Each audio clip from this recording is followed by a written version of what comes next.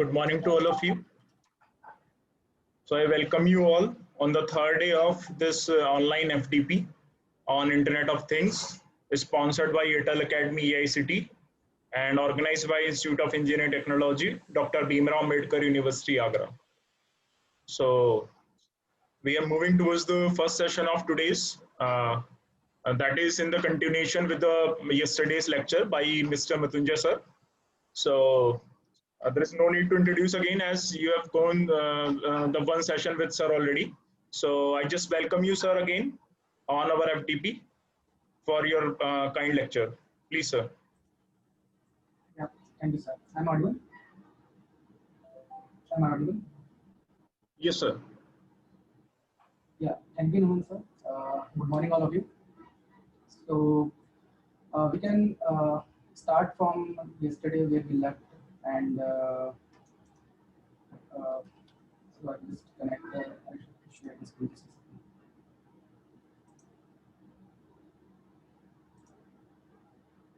Yeah. So is the screen visible? Hello. Is the screen visible?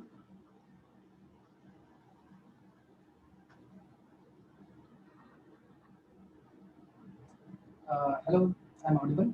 Yes, sir, you are audible. Your screen is visible, sir.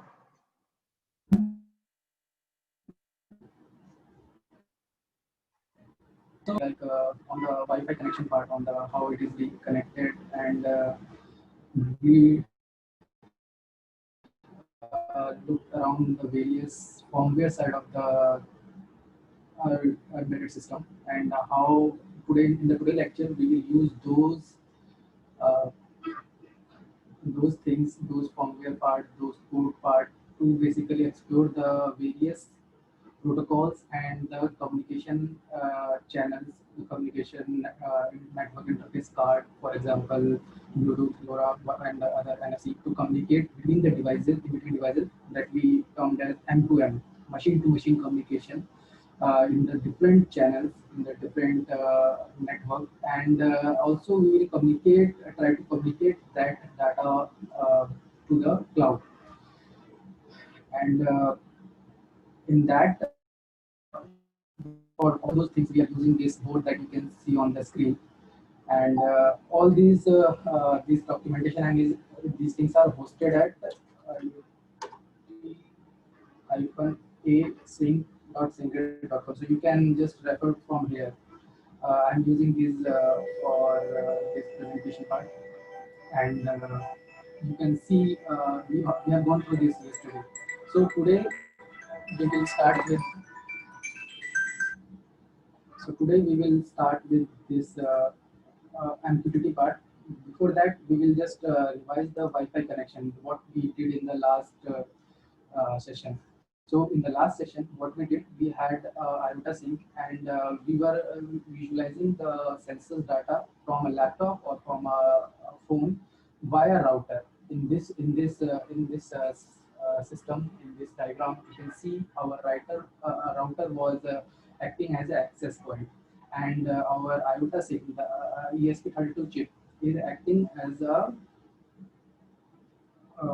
station, and whatever sensor, whatever peripheral, whatever devices that is connected to that SoC, that SoC will fetch the data and just give the response based on the demand of the laptop or mobile. This kind of infra, what we did yesterday, is an example of request response model. So since what from the ARPANET time when it started, the evolution of internet, so the system, the model that expanded and elaborated more in the domain of internet is request response model of REST, and what we usually see as HTTP request. For example, you just want to see a website, you will just hit an URL or URI, and that you try to open it on by typing on the address bar, and on that hitting, that request is being made to that server, and that server gives a response in terms of HTML, JavaScript, and whatsoever is that site is giving, and that files are being rendered to you. So this kind of model is a request response model. So yesterday, what the example we gave was of the request response model, in which we use the REST APIs. In on that, our computer or our phone basically made a request to this IOTA device, the ESP32 device, and that device basically responded with the return output, return string, or what response basically.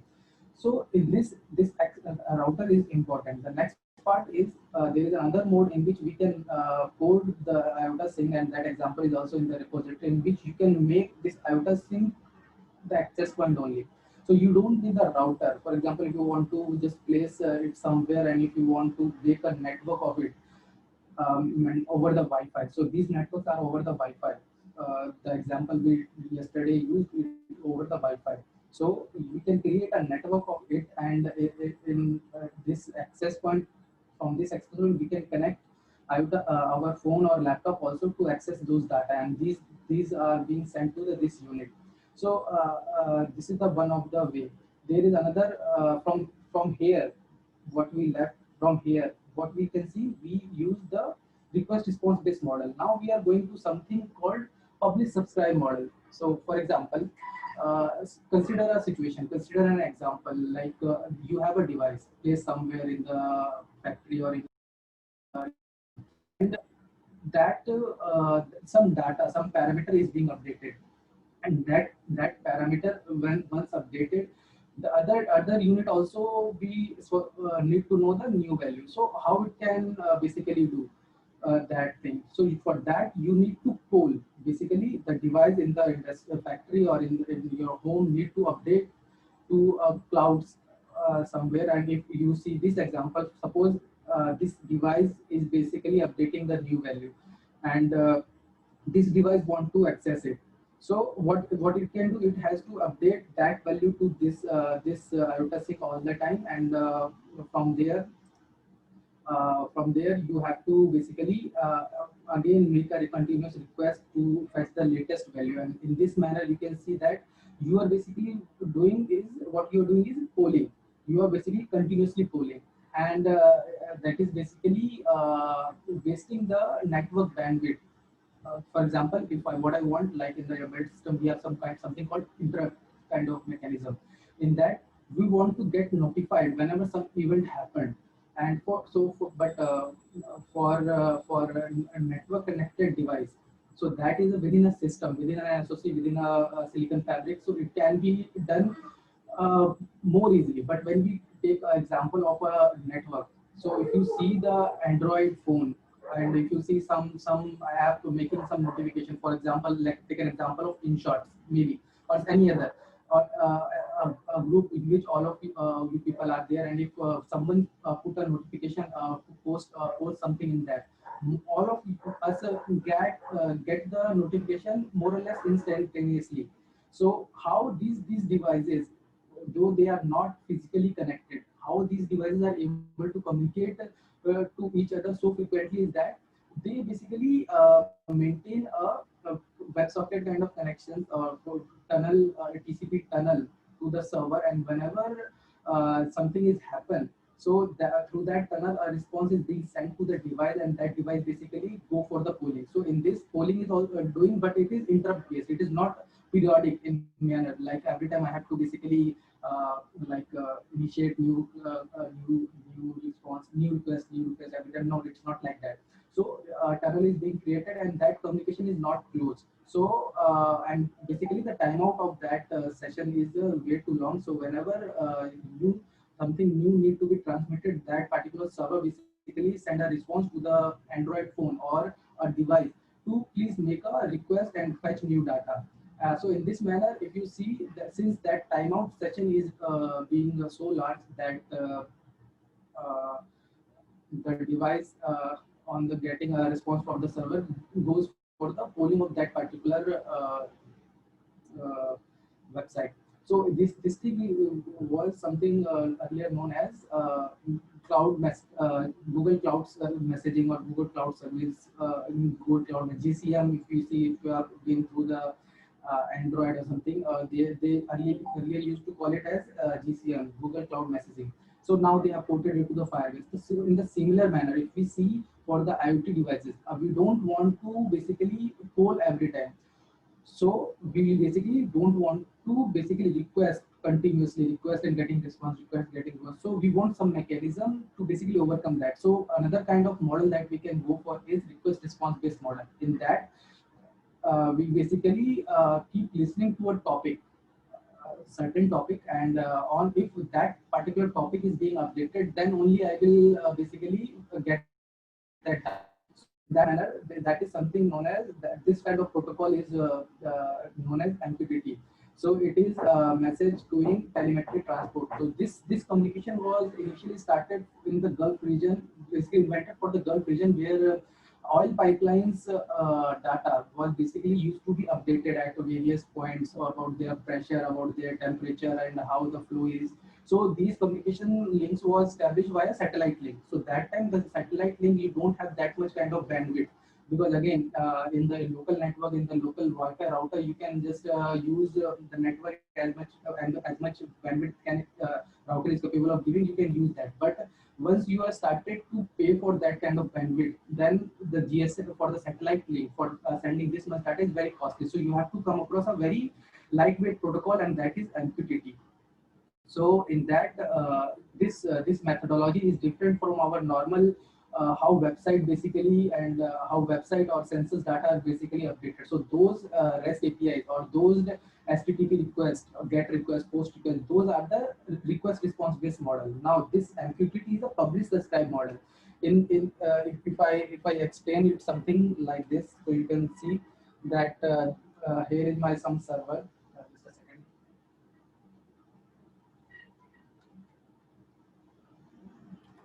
So here is my server, and I am particularly interested in a certain topic. There are many devices also, and this device is also updating. This device is also updating, and I'm only interested in this device data. So suppose I have another unit uh, for that machine. I want specifically this machine data, no other data.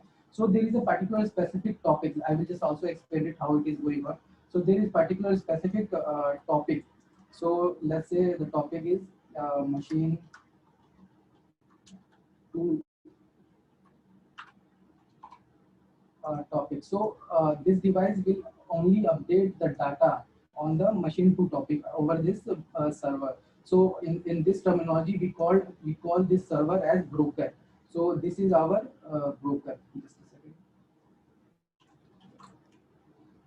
So this is our vocabulary. Basically, this keeps on queuing the messages coming with respect to topic. So if this is a machine 2 topic, this is machine 1 topic. So whenever machine 2 topic will respond, it will keep on queuing, basically simple data structure type of queuing in a queue manner, and the other device who's interested in this particular machine data specific to this topic. So this kind of mechanism works on public subscribe methodology, and this device, if you're interested in only this device data, then only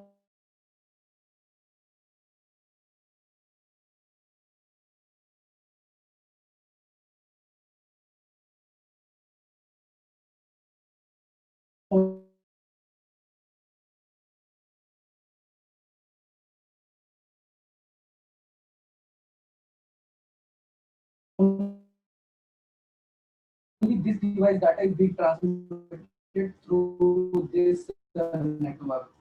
No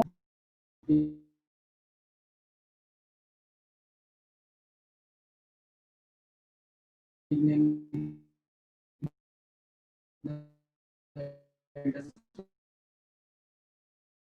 for example, Amazon provide shadow services.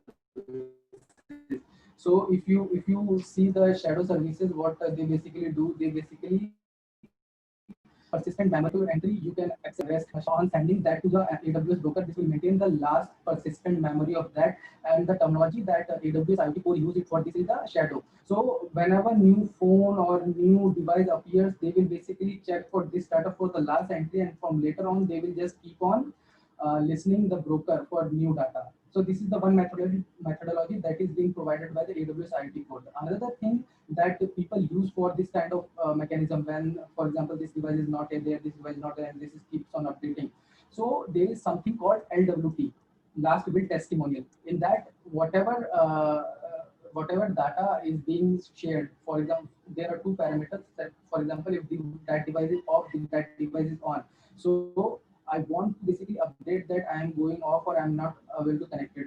So taking an example, suppose we have a device, and that device is machine 2, and machine 2 is sending the data after certain interval, and suppose that network, that connection broke out. So how the another device will came to know that that device is there or that device is not there? So in that manner, there is some last will testimonial that if that device on waking up or making the first connection, they basically sign it and they say it, if I will not be available for more than 2 minutes or more than 3 minutes, send, I am offline to all the devices. That device is subscribed to my particular topic.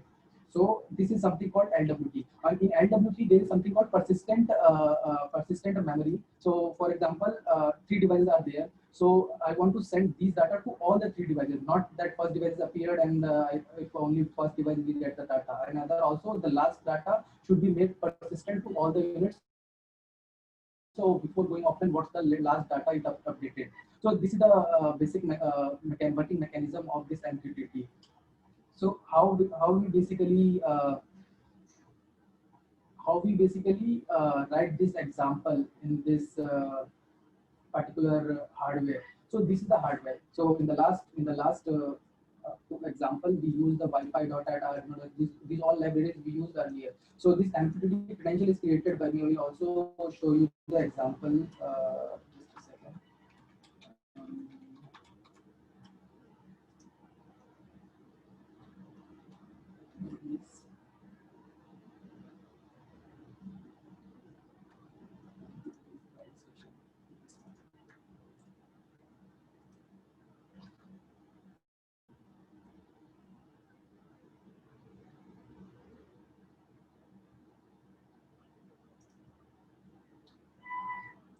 So this is the code, and over here we are just initializing the headers. In this headers, we have over here we have created a constant pointer, and in that pointer we basically pass the Wi-Fi credential. These credentials are created in this header file. This is custom created file, is not provided by the example. We created it, and so that all the variables we are using, it should be present over here. So we use the Wi-Fi SSID, whatsoever testing Wi-Fi SSID I am using. In this, I am connecting it by the router. So I need to connect. I need to provide the password of the router and the SSID name. Thereafter, I need to give the broker address. So broker address is usually your server address where your broker and all these kind of services are available. So over here, I have created it on my local server, company server. So is this. So how to create broker and how to create a basic stack, I will also explain that in later on scenario. Usually people used to buy it from open source domain, like used it in the open source domain, or by this IP is present. It is given by that service, or if you create your own, so you have to pass on your IP. Thereafter, I need to provide the port of that broker. So the port, on the port part, there are two standard port for this kind of service of the MQTT broker. So that port is 1883 and 8883. So 1883 is when you are simply not using SSL certificate and other thing for the simple communication. And if you are making it secure, then you have to provide the TLS certificate and cert file and other things, and then you have to change that code to 883. And currently, since I have created this, so there is no username and password. I have established, and I'm basically publishing and subscribing the data on these topics. So if I have to publish, that means if my IOTA sync, my ESP has to send some data. If I have to send some data to the IOTA sync, then I will use this topic. So again, if IOTA sync want to send me some data, then I will use this topic. And if I want to send some data, then I will use this topic. So it is a subscribing topic. So IOTA sync has subscribed to this topic, and if some data is coming out, it will come to this topic. Okay.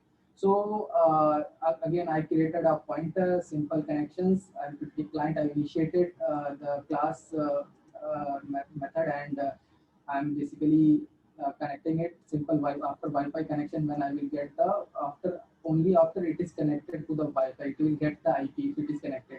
If it gets the IP, then later on I will just what I will do, I will just connect and wait for the loop part. In the loop part, I will just get the data from it, and I will just publish it. So on publishing, if you see, so when we'll publish this data, so that data will appear on the broker. So whosoever, so this device is subscribed to this. So this hash function is basically a wildcard on all the topics that is being communicated to the broker. You are listening to all the topics. So if you see, when we will push this data, MQTT data, push this program to the IOTA sync, then it will start sending the data like this. So you can see the data on this window. What is this? This window is basically uh, this is I have also mentioned it over here. So this window is basically your MQTT client. So there are many open source or MQTT clients for the visualizing, for debugging, whether that data whatsoever your device is communicating to the broker is being sent or not sent. So you can use MQTT FX, MQTT Lens, and these softwares are available. So I'm using over here, I'm using MQTT FX, and in this I have mentioned the this broker, but I will also show you MQTT FX.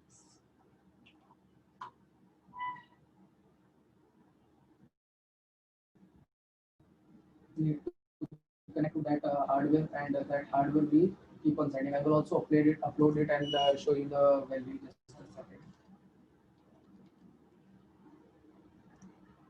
So I will just push the code. I hope the port number is correct. So I just check number. I will just go to the device management.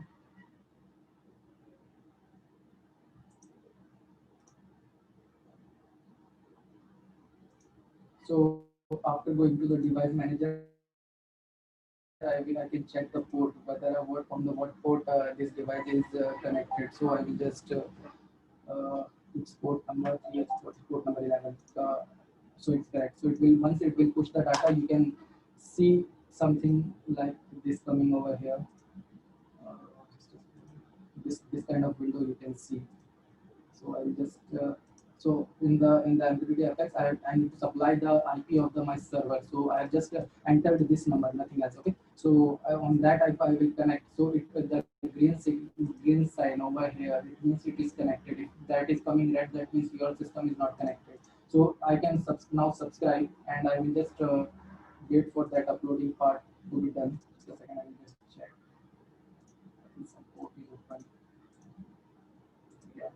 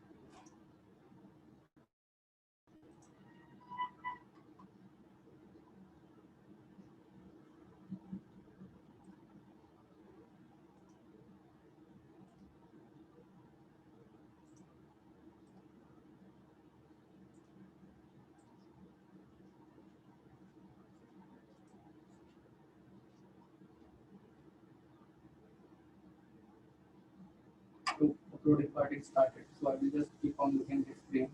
So once that part is there, you can see the data over here.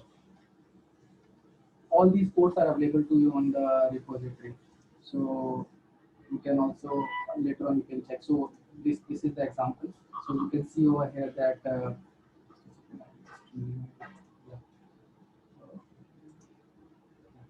so you can see I'm getting the latest data over here of the temperature of the altitude and all those things, humidity part. So you can also calibrate it if you are if that is required. So this is the kind of window you can see the data appearing on. So sometimes you will see that it is okay that you can basically update the data from your device to the cloud using this MQTT. Okay, and that cloud, this broker can be here. This broker can be some other computer. Currently, I am demoing it on some another computer. So this is something that the broker is available on this computer. So my devices are sending data over here, but you can also, but just changing the IP or just whatever, wherever I am just supplying the domain IP address. You can just replace it with the domain name and if whatever domain name your cloud exists or your broker exists. So that data instead of coming there, it will go there. So that will not an issue. So I have basically given the demo of that server present in my network. You can just replace that domain name with the IP domain name of the this cloud or the IP in the cloud. So that device will start sending the data over here. So now comes the other suppose this is the protocol. This protocol is sending the data to the cloud via some TCP communication, but you can't see that data in the browser. For example, you are making some graph or you want to print some graph based on the how data is being sent.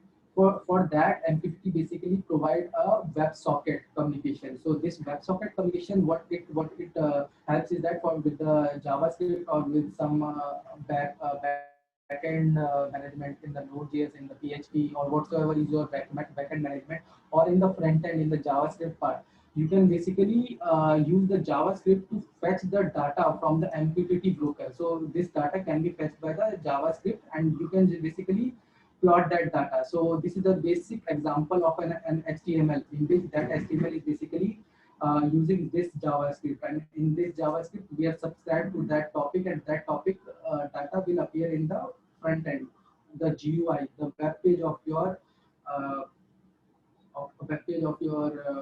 application. So in this manner, we can fetch the MQTT data in the JavaScript. In the similar manner, there is another mechanism, there is another library from where you can basically connect to the browser.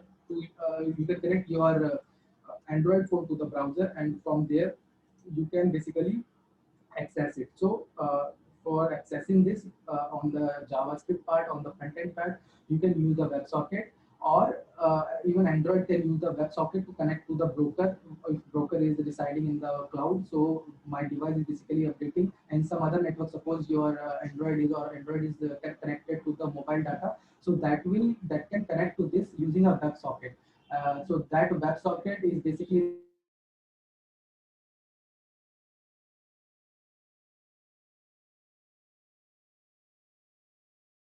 residing in the tab. That data will appear in the millisecond. I'm neglecting the network overheads and all those things. In the normal scenario, if your network is not choked and